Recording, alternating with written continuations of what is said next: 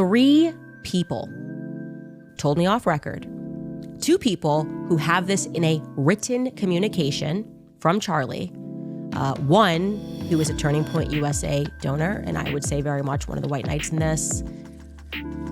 The very day before Charlie Kirk died, he expressed that he thought he was going to be killed. Somebody told me that Charlie Kirk told them that he was afraid if he stopped being pro-Israel, they would kill him. My name is Blaise Foray. I host the Blaise Foray podcast, and this show exists to encourage you in your walk with God and to help you make a positive impact in this world for Jesus. Today, we're going to dive into another episode about the Candace Owens information drop on Charlie Kirk. Now, as I'm watching this all unfold, and I tread kind of lightly into this initially, but as I'm touching on it, I am trying my best to have some type of unbiased perspective. I'll say that in the Christian world, there is so much conflict right now, and I'll tell you what it's surrounding in this conversation. It's surrounding covenant theology and dispensationalism. I had one person say, I'm about to watch your video, this is the last one, and I just hope that you don't say that Israel are not God's chosen people. Other people are saying, hey, thank you so much for talking about this and for approaching it in the way you're doing. This is what I'm going to say, guys. I cannot sit here with 100% confidence and tell you, and this is me literally growing up in the charismatic church, being in full-time ministry for about 12 to 13 years, part-time ministry for another decade or so, ish. And I'll say at 42, about to be 43 years old this year, in the charismatic church and non-denominational stream of the body of Christ, I'll tell you, I am not 100% sure that I am a full-on dispensationalist at this point. I'm also not 100% sure that I'd be a covenant theology person at this point, or what people would call replacement theology. I'll tell you the main issue at stake here is Israel. That's what we're talking about. That is what is going on. That is the conflict, not only on the global scale of war, Israel-Palestine, which I would highly recommend for all my friends out there, is listen with an open mind to a few documentaries about the reestablishment of the Israeli state, of the state of Israel, 1947 and 1948 and 1967, and the wars, etc.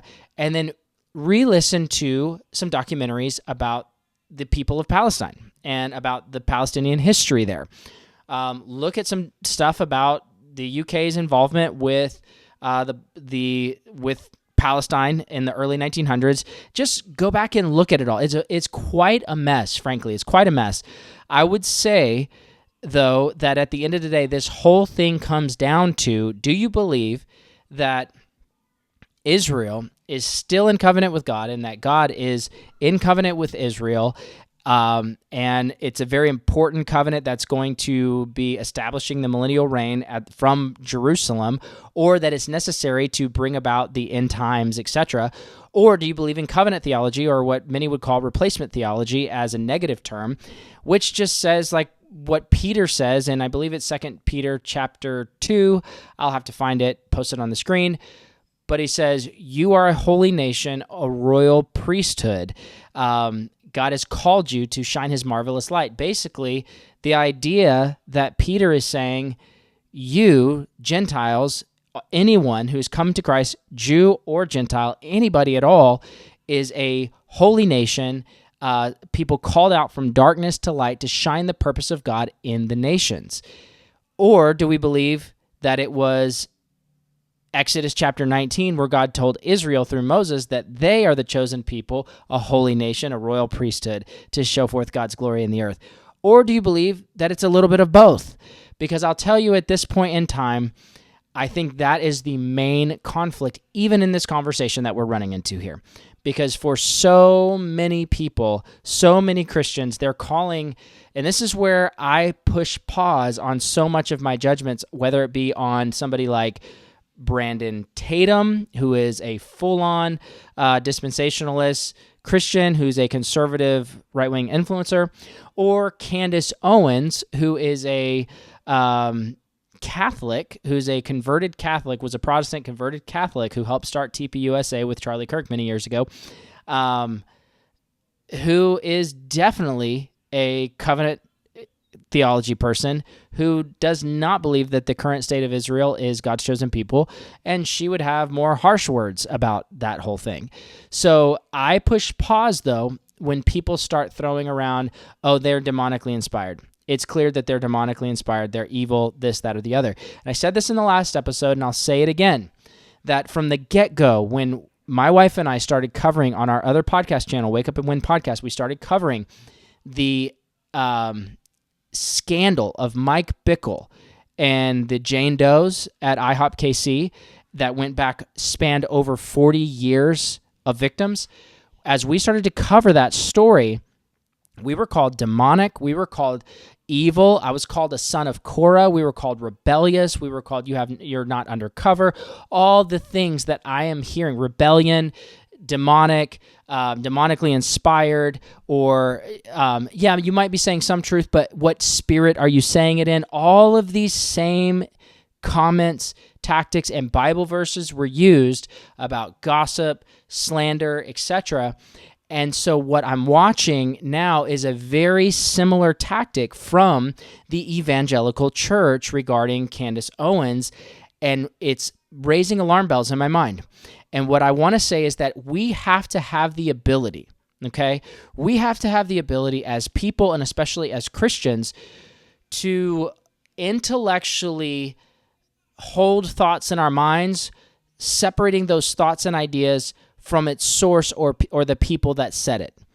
We go, Blaise, well, if an evil person says it, you need to reject it. That's not the case, folks. That's just not the case. You understand, right? That a false teacher can speak truths that you could believe the truths and believe truth, right? Same thing with a teacher that just is maybe off on one subject, and you spit out the bones, but you eat the meat of the rest of their topics. So my point is this, that when we say, well, I'm discerning that Candace is of the wrong spirit, how do you know that your discernment is correct? Well, I prayed. What if other people prayed and got the opposite discernment? Well, I had a dream. What if other people got a dream and got the opposite message? Well, theirs is from the devil. How do you know yours is not from the devil? So much of discernment in this hour has to do with discerning the truth, especially when we're dealing in this topic of an ongoing investigation, which is, yes, a FBI investigation, but I'll say it has been so discouraging to watch the FBI investigation and the Justice Department and the lack of what I would say transparency with the public, and just throwing this kid away like it was a guarantee that he did it, when tons of other questions arose about his location, about where the shot came from, and it was clear that there was something missing there. That's why Kash Patel had to come out about 2 weeks later and say, we are investigating now all the different scenarios. Why did he have to say that? Because there was so much public pushback, because we're not in the same place that we were whenever John F. Kennedy was president and Operation Northwoods came on the scene. Do you guys know what Operation Northwoods was? Operation Northwoods was in response to the Bay of Pigs, the Cuban Missile Crisis, and the top generals met with John F. Kennedy and proposed a plan that was signed off on, and it was finally undisclosed or declassified, I think in the 90s or early 2000s, sometime maybe in the 90s. But the idea was to create a war with Cuba, but the only way they could create that war with Cuba is to make it look like Cuba did something bad to us. And so their whole idea was there was like fake, I believe that even fake plane crashes and different types of terrorist attacks that would happen on U.S. soil. They even planned things of like fake funerals to prove the deaths, etc., all these different things, in order to create a crisis that would cause us to be justified to go to war with Cuba. Well, John F. Kennedy, he decided that that was a bad idea. Thank you, JFK. Now, lo and behold, a year or two later, who knows if that was part of the reason why? Who knows? But we do know that there was a, quote, lone gunman who said he was a patsy and that he wasn't really the guy that did it, which is very, very normal over the years, where there's conspiratorial situations where people want people gone and they utilize what I would call useful idiots, or you can call it useful idiots. You can call it just people that agree on one side opposite of the other, and they're very passionate about it. This is why I have the ability to think, well, anybody could have used any person, paid them, got them in the right location, etc., to make them the fall guy for a situation like JFK or like Charlie Kirk or any of these types of things. It's not out of the ordinary for governments, whether it be our government, whether it be a foreign government, to do these types of things. In fact, our government almost signed off on it. It was going to delete American citizens in order to justify a war with Cuba. The fact that the Operation Northwoods declassified documents exist tells us that human nature is not just at low levels where the normal people live and we kind of sometimes are bad to each other and we're mean to each other, we lie, cheat, steal, all these things, human nature, sinful nature. But no, it creeps up all the way into the high levels of governments and systems and their corruption. They're willing to go far in order to create crises that actually get big bankers paid through big wars and big problems. And conflict creates opportunity for people at the top and the controlling powers that be. Why am I saying all this? I'm just saying that it's okay to look at the situation, just like we did in 9/11 when there was steel beams that melted from jet fuel, which had never really happened before in the history of buildings and planes.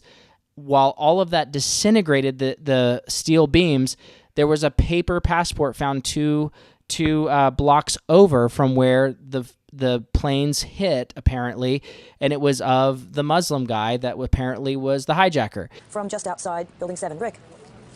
Donna, when these buildings came crashing down on Tuesday, they sent debris showering in several blocks in every direction. And it was in one of those areas a couple of blocks away from the World Trade Center site, apparently where that passport was found.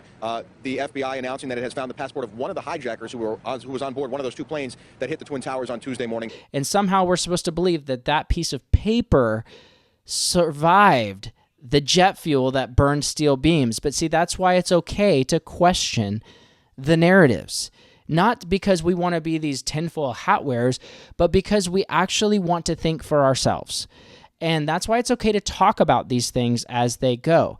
One thing that TPUSA said, which I find to be interesting, is they said they verified that the text messages were real. They said the text messages, which I mentioned last time on the last show, the text messages between Charlie Kirk and this 5 to 7 or 8 other individuals, they said these are real text messages. But they don't prove anything different. They don't prove anyone's theory that's out there, like Candace's theory or anybody. They're just text messages. But one of the things that's interesting about those text messages, yes, they were private, but they were in a group text. People say, well, I express private frustration all the time privately, but I wouldn't do it publicly. Well, the reality is that he already had expressed some of that frustration regarding his donors who were of a certain race, and so, or a certain religion or a certain ethnicity. So he had already done that publicly, but he was more pointed in this conversation. However, I might say something privately in a text message to my wife or a friend, but if I'm in a group text of 5 to 7 or 8 people, I wouldn't call that just venting frustration. I'd be saying, that's my views. Those are my views. Now, people pull out the Benjamin Netanyahu letter and say, well, no, this is his views. So a letter sent to the Prime Minister of Israel, those are definitely his views. The private text messages, definitely not his views, right? So the question is, was he waffling? And the answer is yes, because so many people are saying Charlie never changed his stance on Israel. Well, that's not what's being said. No, most people are not saying that Charlie changed his stance on Israel. They're saying that he was pushing back on the current activities of the Israeli government based on the Gaza conflict and the way that it was being messaged and the way that American young people were accepting those messages. That's what's being said. And that is true. Charlie over and over and over again pushed back and criticized the Israeli government and said he's not fully in support of the way all of the things are going on over there. And that there's no question to that. So here's what I find interesting. Let's fast forward. Candace Owens yesterday drops this bombshell. Now, people are going to say, I can't believe you're giving Candace any airtime whatsoever. You know, again, the whole thing, she's demonized, this, that, or the other. Look, guys, if you cannot decipher information because you are so blinded by the fact that you think someone's demonized or this, that, or their theology in this area or what they said in this area, I have the ability, and I hope you guys do too, to be intellectually honest enough to hear truth or hear information apart from the vessel of that information and still walk away and know how to eat the meat and spit out the bones and look for the truth within it. And if it doesn't come out to be true, great. It's not true. But what I will not do is allow anyone to tell me that people's voices need to be silenced or shamed into silence when they're seeking and digging for truth. Nor will I allow people to shame me for hearing or listening. But what about what she's saying here? What about this clip here? And what about the text messages here? Because I was told that I was stupid for believing that the text messages were true. I'll screenshot the comment from one of our beautiful commenters on the subscriber list that said, or they're probably not even a subscriber, that said, you're too stupid to, you're so stupid that you accept that this is a real text messages that Candace is putting out there. And I'm going, well, it's okay to say it could be real. It also could be fake. Just like the letter could be real and it could be fake, but let's verify. And then boom, the next day it's verified. I'm going, were we stupid or are we allowed to just think for ourselves? Come on, guys. Like, we don't have to be like hard right Republican or crazy liberal Democrat or like even like we don't have to agree on everything to agree on finding information and assessing information and deciding if it's true or not. That's okay to listen and hear. And the fact of the matter is, Charlie was a huge proponent of just that. I can imagine if somebody else had passed away that was close to Charlie, he would probably be digging and pushing for transparency and truth. If things didn't line up, and this is one of the quotes that I put in the last episode, Charlie said it on October 8th or 9th of 2023. He said it to Patrick Bet-David on the podcast. He said, Israel is such a small nation. IDF is everywhere. Why did it take 6 hours for them to respond to these attacks? Was there a stand down order? Was there a stand down order? 6 hours? I don't believe it.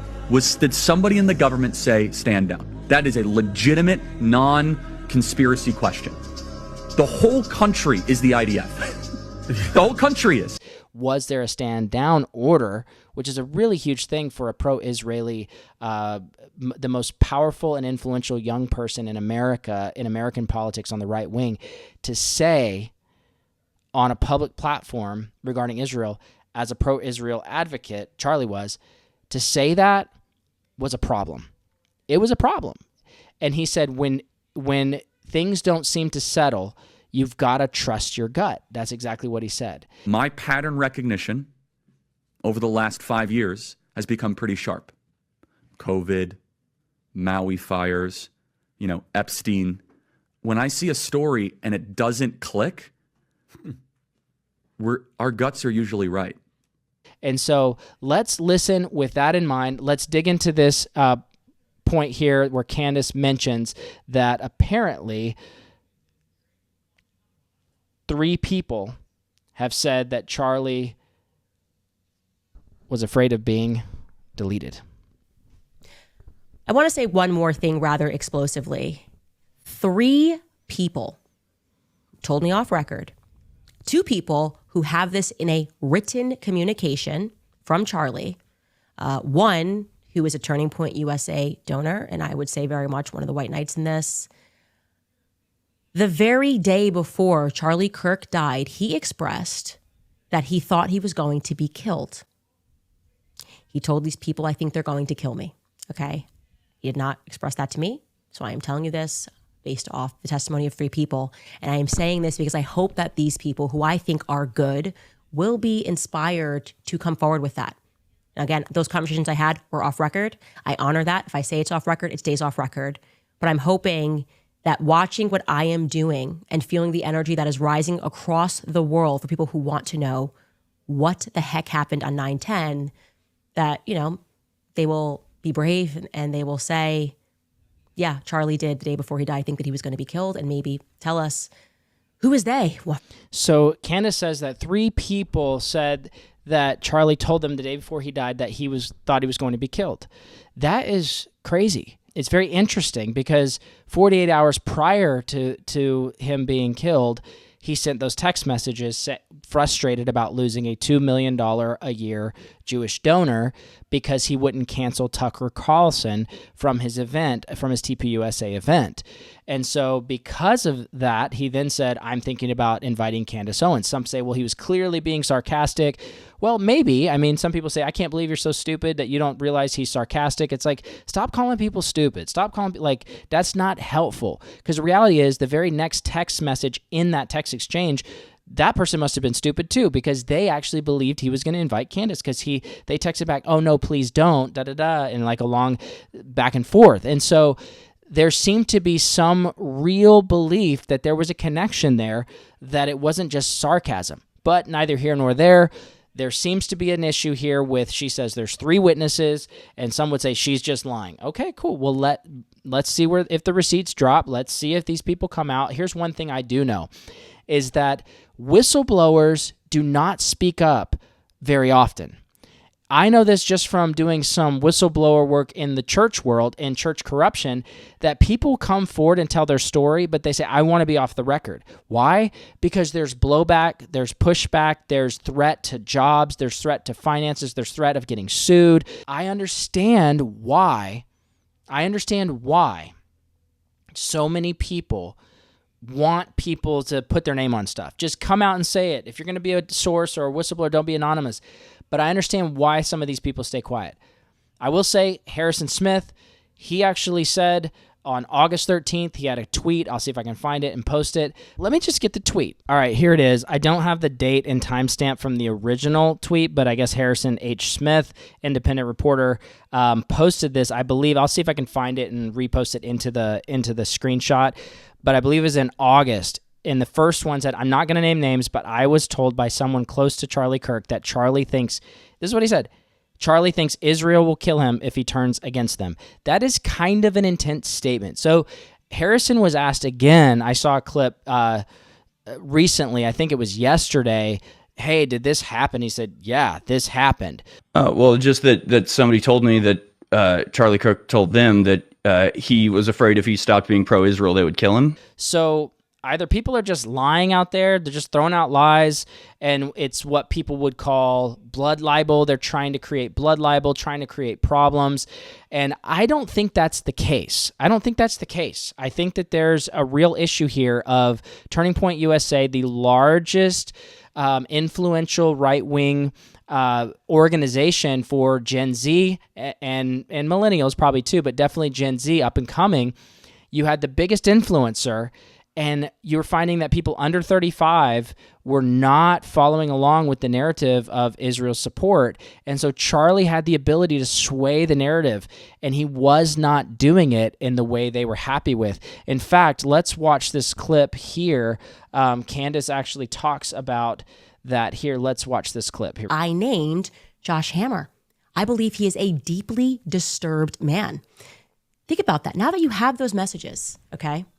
Let's put this in the context. Okay, so Josh Hammer is someone that was in the text thread, apparently, and Josh Hammer talked to him the night before, talked to Charlie Kirk the night before. So 48 hours before, Charlie is saying, I am looking to leave the Israeli cause, or I might have to leave the Israeli cause because I'm being pressured by Jewish donors like this. And then Josh Hammer is saying, well, the night before we were talking, and he was asking me for advice on how to handle the Israeli discussion based on my book. So let's listen. 2 hours before I dropped that text chain, Josh Hammer was concerning himself with what he's been doing since Charlie caught the bullet in his neck. He has been spreading lies, saying that Charlie never flinched on Israel, right? Charlie never flinched. Oh, my God, these people like Candace, they're lying. 48 hours before Josh Hammer was on that text thread.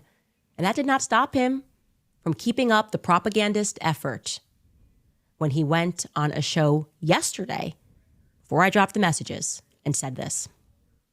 Charlie was a close friend of mine, as you know. We actually spoke literally the night before his tragic and untimely death. I was on a small Zoom call with him and a couple others. We were literally talking through this topic. I was giving Charlie advice for how to message on this issue on his forthcoming campus tour. You know, he kind of jokingly mentioned to me, he was like, Josh, I'm going to mention your book, Israel and Civilization, and it's so good. And that was literally our last conversation. It's just so tragic. This letter that he wrote to the prime minister, Chris, I read back in June or July or so. And there were so many people in the aftermath of his horrific assassination, Candace Owens, folks like that, who were saying that, oh, Charlie was turning on Israel. He was ready to sell them out and renounce his life's work of sincere and genuine friendship with the Jewish people and the Jewish state. But this letter that he wrote to Bibi Netanyahu, Chris, literally begins. The first sentence of the letter is, I'm paraphrasing here, but it's a close paraphrase. As a Christian, one of my greatest joys in life is making friendships with the Jewish people and defending the state of Israel. That's literally the opening sentence of this letter. So that is a guy who's in close communication with Charlie the night before Charlie was killed. 24 hours before they were in communication, there was a text thread where Charlie says they lost a Jewish donor, lost $2 million per year, and he says, because I will not basically kick Tucker Carlson out and not have him on the stage at TPUSA. And then he says, this may force me to abandon the pro-Israel cause. So that is a pretty, what people call venting, whatever you want to call it. He's saying it. It's what he's truly thinking. Who you are in private is probably who you really are. You've got a day after that, Josh Hammer says he's on the phone with Charlie, and in discussion with Charlie, Charlie's like, I love your book, help me out a little bit with my pro-Israel messaging. Now, maybe that was the case. I don't know. There was one more thing here that I found very, very interesting. Okay, this right here says approximately 36 hours after Charlie posted that he was leaving the pro-Israel movement. So this would be, he had a meeting with Rabbi 𝐷𝐿𝐼𝐄, Josh Hammer, and others so they could refine Charlie's talking points on Israel. The rabbi said he was combative during the meeting and that Charlie was starting to annoy people in the Jewish community when he started questioning October 7th and taking an America First position on issues. So let's just listen to this. And by posting, she meant the text message, I believe, that he said in the text message that he was leaving the pro-Israel stance or looking to leave the pro-Israel movement and expressing frustration. So if you want to call that he was actually going to, or he was just expressing frustration, I'm not sure. That's up to you guys to decide and decipher. This is what I mean by having discernment. You can read, you can get information, you can see in his own words, and people can say he was being sarcastic, or he was just being frustrated, or he was just flustered. He was just saying something in a moment of frustration. Was that the case? I don't know. But here is the guy that he was meeting with Josh Hammer, the person that we just saw. This is a different rabbi, and let's listen to what he said about his final meeting. As he was preparing for his campus tour, he decided that he wanted to have a meeting. Josh Hammer was on the call, Josh, and I was on the call, and a couple of Charlie's staff to talk through Israel issues. He was really grappling with these issues. I know that he's also having meaningful conversations with people who are anti-Israel, and that's fine, and he's going to do that, and that's all part of who Charlie is. He's going to expose himself to everything. I remember right after October 7th, I was a little concerned about some of the things he was saying afterwards, and I wasn't so emotional. I realized Charlie was looking at a lot of the Israel-America stuff through the America First lens. I was looking at it through my family's in Israel. My son's joining the IDF. I was looking at it through that lens, and I was very just emotional. Your Jewish national identity. Right. The fact that he was meeting with you to refine his talking points, I assumed there was a lot of pushback. When that reporter asked me what the mood of the meeting was, and I said it was combative. He was really grappling with these issues. He was getting pulled in different directions, and I understand that. There's also within him a very faithful, Bible-believing evangelical Christian. If that wasn't there anchoring him with a positive orientation towards Israel, he undoubtedly would have been much further along into the anti-Israel camp, with whom he shared a lot of opinions, and that's where he annoyed people in the Jewish community with some of the criticisms he had for Israel. So interesting, guys. It's so interesting. And here's what I find is that, the more I kind of hear these conversations about Charlie Kirk and surrounding Charlie Kirk, I don't know who killed him, who was behind it. I have no idea. I could see a motive. I could see a motive from the, TRANS community. I could see that motive. I could see a motive from the way that I see people talk about Charlie being racist. When I watch the clips, I don't quite see that. I see him talking about DEI and then clarifying what he's saying. I don't really see him being a racist. I do see him being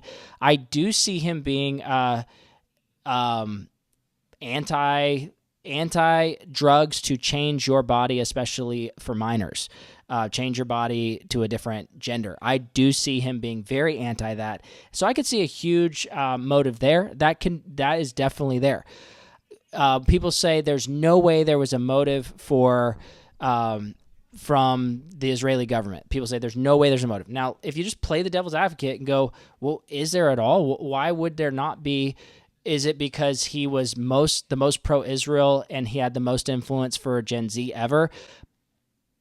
And so why would they do that to him? Well, if you look at what he was doing right before his death, it was problematic for Israel. How many of you guys think when a lawmaker, a man I respect like Ted Cruz, uses the Bible to justify aid to Israel, doesn't even know the verse, do you guys think that's like not the best way to approach this? Raise your hand.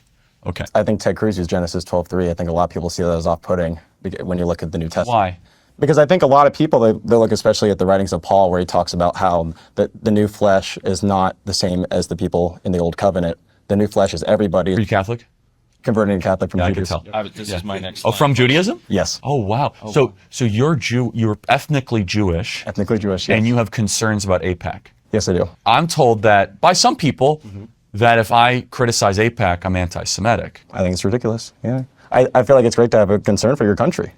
Do you think that that AIPAC represents, again, I'm not saying I believe this, but I think this is what you're saying, that it represents a kind of cutting in line of prioritization away from the American people? Yes. It was problematic for the narrative of Israel-Gaza. I mean, for me it was, and I wasn't even watching a lot, but I was like, it made me kind of pay attention. Oh, Charlie Kirk's having Tucker on? Interesting. Charlie Kirk is letting Adam Smith debate this other guy. That's how much it influences, because I remembered Adam Smith. I didn't remember the other guy. So it's like, that's how much he influenced millennials and Gen Z. And I didn't really even follow Charlie Kirk that much. So is having him not bow to a conversation, even with this rabbi, he said he was combative. He was combative. But if it weren't for his dispensationalist views of the Bible, then he would have completely gone off the rail anti-Israel. But Charlie was a faithful dispensationalist. That's what I'm going to say. Back to the beginning of this conversation. Charlie was a faithful dispensationalist. I understand that. There's also within him a very faithful Bible-believing evangelical Christian. If that wasn't there anchoring him with a positive orientation towards Israel, he undoubtedly would have been much further along into the anti-Israel camp. Which a faithful dispensationalist does not necessarily mean faithful to Scripture. Let me say that again. Just because you're a faithful dispensationalist, you're faithful to believing that Israel is God's purpose in the end times, a dispensationalist view, you're faithful to that view, that does not necessarily mean you are faithful to the truth of the gospel. It doesn't. Now, it could be, but these are what I would call secondary doctrines that don't have to do with your salvation, but I will say that this doctrine is actually having a massive implication on world events. As always, this episode is brought to you by our insurance agency, Wake Up and Win Life Insurance. That is what I do as a full-time job. I help people with their life insurance needs, their annuities, like rolling old 401ks to annuities for retirement purposes, tax-deferred retirement, or lifetime income. I also do basic final expense whole life insurance for people that just need a burial expense. Can help tons of people with that. We do index universal life or infinite banking for business owners that are looking for ways to set up tax-free retirement. Also, we do some of the cheapest term life insurance on the block. I've been doing this for 9 years, so if you are looking for ways to actually support the channel, support the work we do here, then you can just click the link below and you can actually book an appointment, and that is one way that you actually help us do what we do. So if you're interested in having a conversation or a consultation just to find out what your options are, or if you even need something, click the link below. I'd be happy to talk to you for 30, 45 minutes to see if it's a good fit. Because if I'm a Christian that believes that Jesus Christ is going to come back someday, and if I'm a dispensationalist Christian, then I have to believe that the Dome of the Rock needs to be replaced with a third temple. That would be a massive war, okay? It needs to be somehow replaced with a third temple, and there needs to be an Israeli occupation in Jerusalem and throughout the whole land, and I would need to believe that has to be there and an antichrist needs to rise up. That would trigger an antichrist, trigger the end time tribulation, all that, and it would trigger the return of Christ. So in order to be a dispensationalist, I do have to believe that that's the process. So it is interesting to watch Christians, kind of dispensationalist Christians. It's almost like they want that process to begin, which that process is actually pretty, it's pretty problematic, because that process doesn't mean it's a godly Israel taking hold of the land. It's not a God-submitted Israel. You guys know in the book of Deuteronomy, there are promises. There are promises to the people of Israel that if you do these things, then I will give you this land, I will be your God, I will do these things, I will bless you. If you do not do these things, then I will scatter you, I will do this, and you will be rejected, you will be cursed, etc. But if while you're scattered, you repent and cry out to me, we'll cry out to who? To Yahweh, to Yeshua, to Jesus Christ. See, as we look here in the new covenant and the reality of the truth of the gospel, Christ being revealed, rejected by the stone was rejected by the builders, right? He became the chief cornerstone, but he was rejected by the builders. Who were the builders? It was the system of the old covenant. It was the Jewish people. They rejected him. Now, it was mostly the Jewish leaders, because we know that all of the disciples were Jewish people. So it's not like, oh, all the people.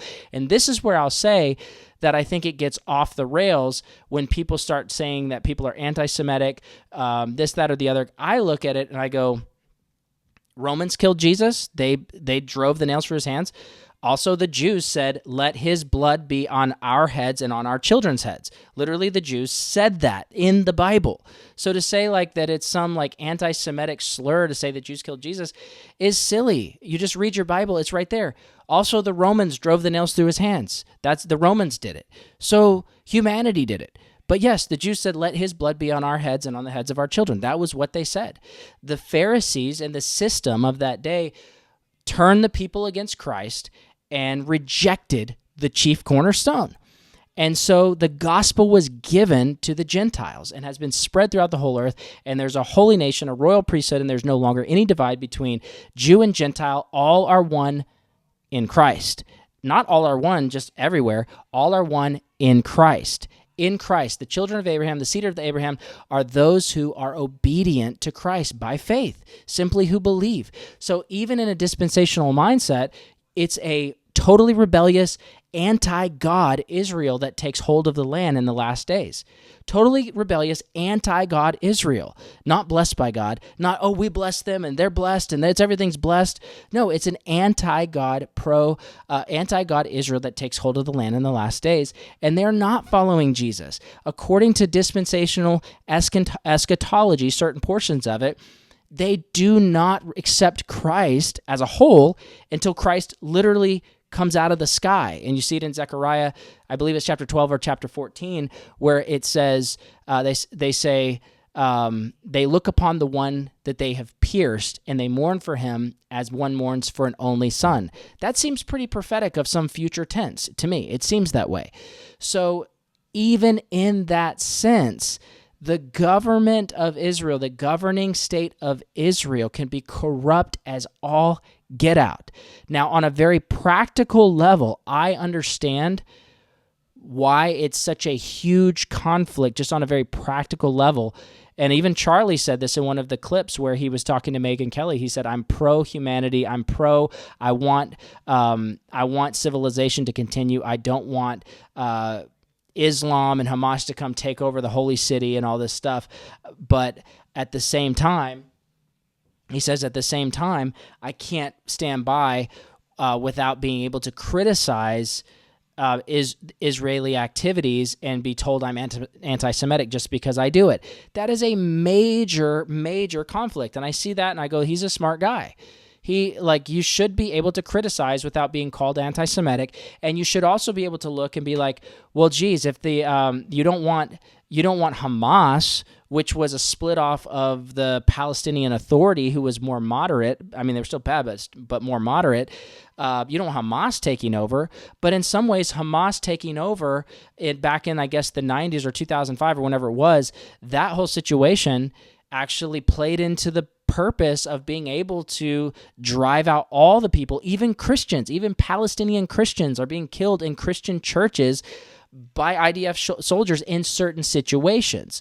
And so it's quite the mess. It's quite the mess. It's quite the conflict. We really do need Jesus Christ in this middle of this mess. Because I'll tell you one thing, Donald Trump is not the answer to this mess.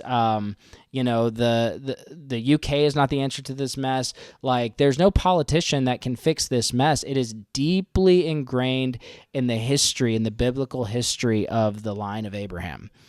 And we're here now as the church, and we should bless, this is what I'll say, we should bless all nations. We should bless all peoples. We don't look and go, we're going to blindly support this side versus this side, you know, or blindly support this one versus this one. We should be able to critically think, and at the same time while doing that, our power and our hope is not in the state. There is zero hope found in a temporal state of government. The Western society, yes, has been very, very successful, but it's also full of debauchery. The kind of Middle Eastern rewind back to like Mohammed type of culture of that time that's trying to, you know, in Sharia law, it's not helpful. It's massive conflict. But I'll tell you that the answer is in the gospel of Jesus Christ. And the church needs to preach the gospel of Jesus Christ. I'm not going to sit back and support states all day, but we need to preach the gospel of Jesus Christ. And in the midst of all this, we look at everything going down here, and I'll just say that I appreciate anybody that is a truth speaker and a truth seeker. If something had ever happened to me, I would want my best friends, and probably not my wife. I'd probably want my wife to sit back and just be with our 3 kids. That's probably what I would want personally. What she would do, I don't know. But I would want my friends, especially my closest friends, or those who believed in me the most, to dig and dig and dig. And if something didn't make sense, I'd want them to dig further. When people say to be silent or stop talking, or it's an ongoing investigation, you're going to influence in this way or that way, I'm telling you guys, it's a silencing tactic that keeps the ability to create cover-ups. Well, you just got to trust the government. Really? Well, yeah, Trump's in power, so everything's good, right? Guys, I mean, I was a Trump voter 3 times, but I do not believe that he is not influenced by powerful entities that have influence over him. It's clear as day to me that there's a problem there, even Kash Patel and all these guys. Where is Jeffrey Epstein? Where is the files? Oh, they never existed. It was a Democratic hoax. Give me a break. You lied to us because you ran your campaign on the fact that you were going to bring those files out. And all these guys ran their campaigns on it. Even Bongino and Kash Patel were like, we're going to go after this. And then they're just like, there's nothing. There's nothing. And then Pam Bondi's caught on tape, on videos saying that there was stuff, that there's tons of video and bad video of Epstein stuff. And then a couple months later, there's nothing. It's like, guys, come on. We know we're not stupid. We're not stupid. So without independent media, and people say, well, they're just gatekeepers. They're just gatekeepers. Guys, look, I'm just a random podcaster. If all of a sudden my podcast blew up, I'm not suddenly a gatekeeper now because my podcast is bigger. Just because somebody's got a bigger... Here's the crazy thing to me. Candace Owens, when I look at Candace Owens' podcast, what I find to be very, very interesting is that this podcast, if you guys look right here, this podcast has 2 million views, 2.5 million views, 2.5 million views in like one day. So people are trying to tell me that Candace Owens is mentally ill and totally unstable and a total narcissist or whatever you want to say, or demonized. I'm like, so she's mentally ill and that's why she's got 2.5 million viewers and everybody's watching a mentally ill person? Is that what's happening? I don't think so, guys. I question that narrative. I hope you enjoyed this show. Please comment below. Let me know your thoughts on all this. I know it's messy. I know it's really intense, but I'm doing my best to say at the end of the day, guys, the answer is not in finding the killer in this situation or finding all the answers. I do want the truth. We need to pray for the truth. But at the end of the day, our answer is putting our hope in Jesus Christ. If you do not know Jesus, today is your day. Give your life to Jesus Christ. He is the hope of all creation. He is the hope for your future. He is the hope of all your spiritual ills. God bless you guys. We'll be back with another episode soon. Take care and peace out.